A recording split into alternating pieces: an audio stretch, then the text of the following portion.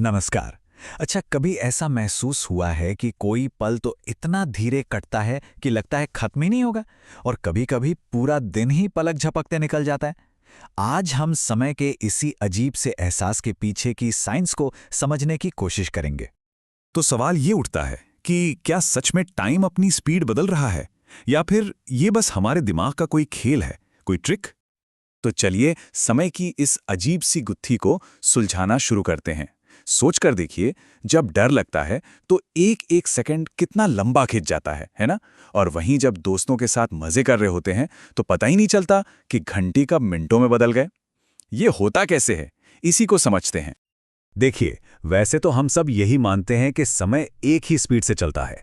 हमारी घड़ियां तो यही दिखाती हैं, राइट?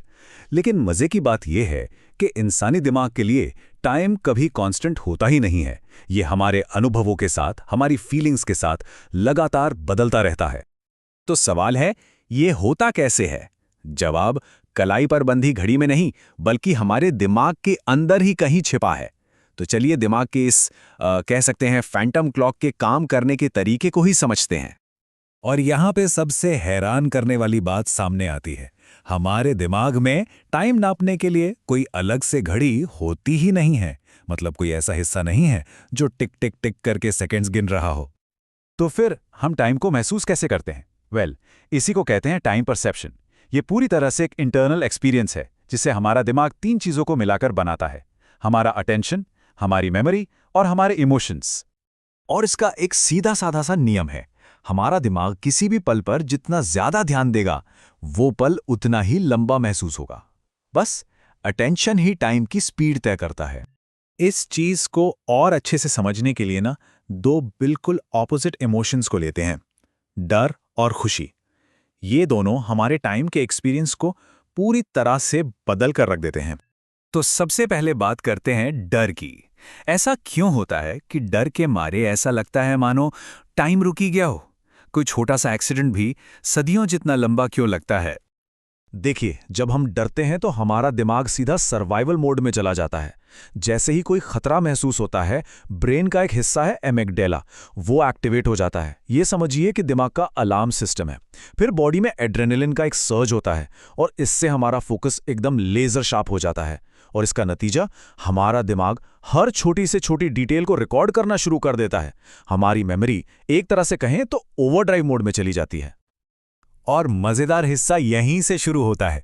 जब दिमाग इतनी सारी डिटेल्स रिकॉर्ड कर लेता है तो उस एक पल की बहुत सारी यादें बन जाती हैं। अब बाद में जब हम उस घटना को याद करते हैं तो हमारा दिमाग इतनी सारी मेमोरीज देखकर सोचता है कि अरे, इतनी सारी डिटेल्स हैं, मतलब ये पल जरूर बहुत लंबा रहा होगा। जबकि असलियत में टाइम धीमा नहीं हुआ था, बस हमारा दिमाग सुपर फास्ट काम कर रहा था।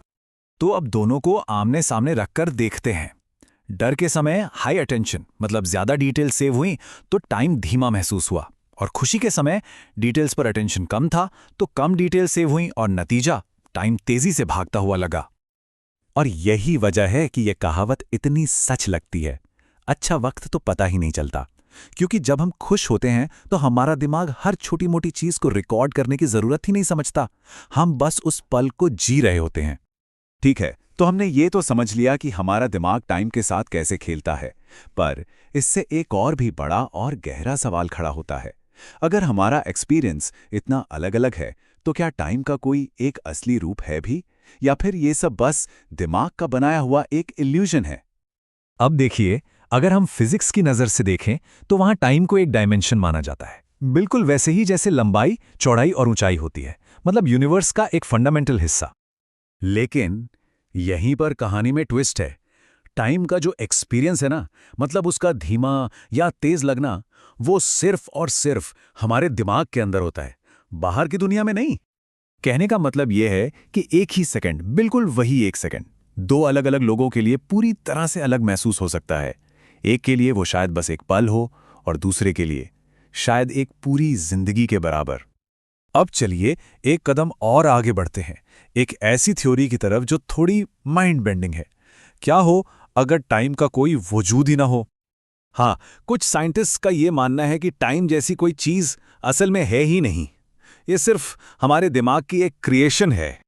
इस थियरी के हिसाब से यूनिवर्स में सिर्फ इवेंट्स होते हैं, घटनाएं होती हैं, और हमारा दिमाग बस इन घटनाओं को एक लाइन में लगा देता है कि पहले ये हुआ, फिर ये हुआ, और इसी सीक्वेंस को हम टाइम का नाम दे देते हैं। तो इस पूरी बात का निचोड़ ये निकलता है कि शायद हम टाइम के अंदर नहीं जी रहे, बल्कि टाइम हमारे अंदर जी रहा है। ये कोई बाहर की ताकत नहीं है, बल्कि हमारी कॉन्शियसनेस, हमारी चेतना का ही एक हिस्सा है। और ये सोच हमें एक आखिरी बहुत गहरे सवाल पर लाके छोड़ देती है। अगर टाइम को हमारा दिमाग ही बनाता है, तो जब चेतना खत्म हो जाती है, तब टाइम का क्या होता है?